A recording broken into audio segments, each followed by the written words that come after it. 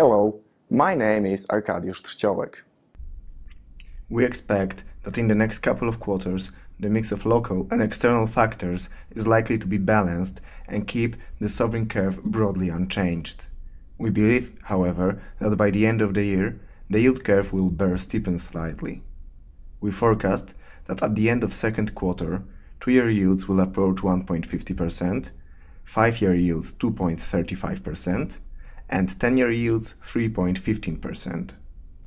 In the fourth quarter, we expect that 2-year bonds will reach 1.75%, 5-year bonds 2.70%, and 10-year bonds 3.50%. The Polish sovereign curve remains under the influence of a dovish Monetary Policy Council, which does not plan to change interest rates this year and is likely to stay on hold even longer on the back of subdued inflation. Moreover, the fiscal situation remains robust, and a very good budget performance experienced in 2017 may also be repeated in 2019. This leads to a scarce bonds primary supply, which turns demand to the secondary market. Among the key risks to the stable yield curve are external factors. Tightening of the monetary policy in the US and the already scheduled end of QE in the Eurozone could exert pressure on EM debt markets. So far, the trade war jitters proved neutral for Polish government bonds. However, any escalation leading to risk-off moods could hurt their valuations.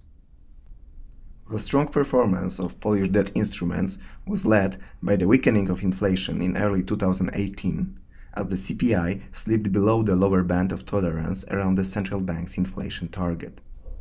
The monetary body does not plan to raise rates this year, as such a low inflation print supports a dovish stance.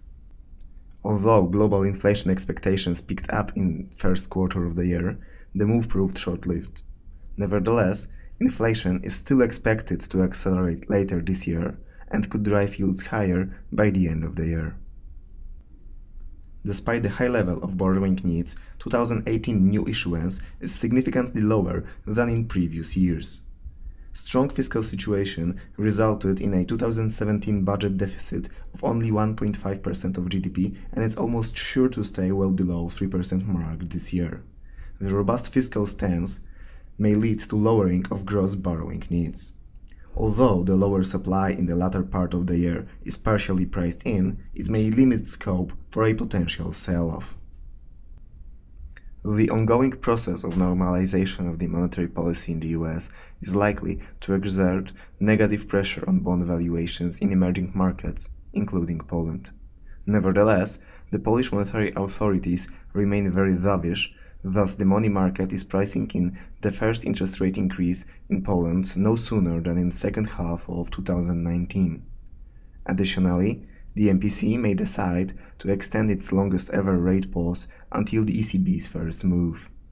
The ECB broadly agrees with the market pricing of a deposit rate hike somewhere in second quarter of 2019.